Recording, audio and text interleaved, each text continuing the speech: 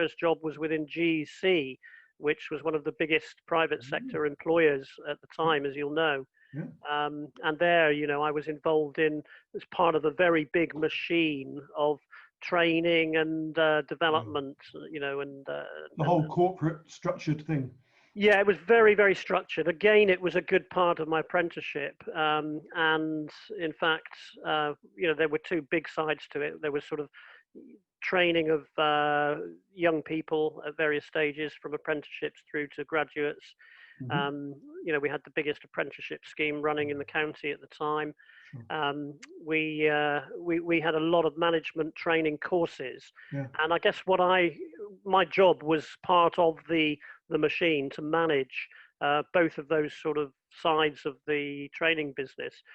And it was a kind of business within a business, in a sense. It was a big sort of machine that needed the sort of handles cranking in terms of getting people onto training courses, bums on seats, if you like.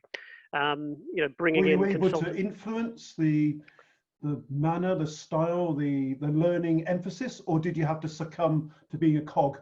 I was fortunate in the sense that I was given sort of a certain amount of leeway.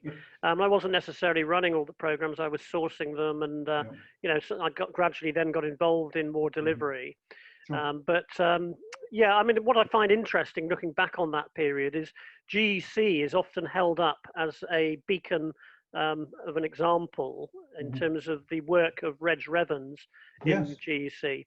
And in fact, I was working within one of the biggest GEC plants in Rochester in Kent, and we had about 6,000 people there at the time, with 10 divisions, designing and developing systems for avionics. And I didn't see a lot of action learning. It tended to be the traditional, bring people into a classroom. You might give them projects to work on, but actually it was essentially a traditional sort of model of counting the training days, if you like. So you're counting the inputs more than the outputs.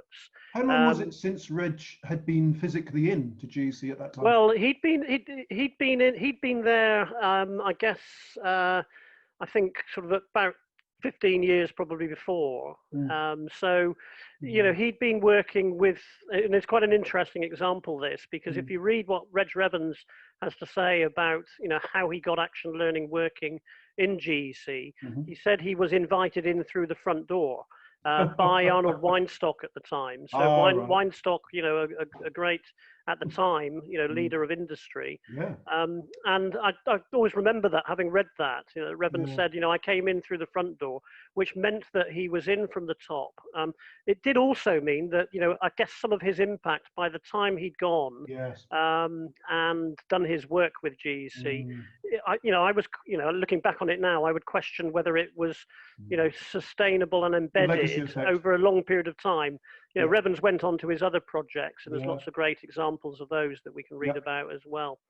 But it was, again, looking back on it, I guess what I learned at GEC was that delivering training doesn't necessarily mean change.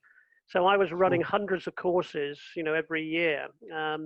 I was judged on, did people go through them, tick, did they, fill in the forms to show that they enjoyed the course, tick, but what I recognize, particularly looking back on it now, is that didn't necessarily mean that, that led to changes in behavior. It did with some. Were you consciously aware of that then? No, I think not necessarily. I think, at the time I was, led to believe, I guess, and sort of, again, a little more naive then, but led to believe that this was the right way to do things. It was a very strong culture, and there were some great disciplines that I learned. But I think if I was to critique it now, looking back, I would say, we perhaps should have been, looking to measure, outputs, not just inputs.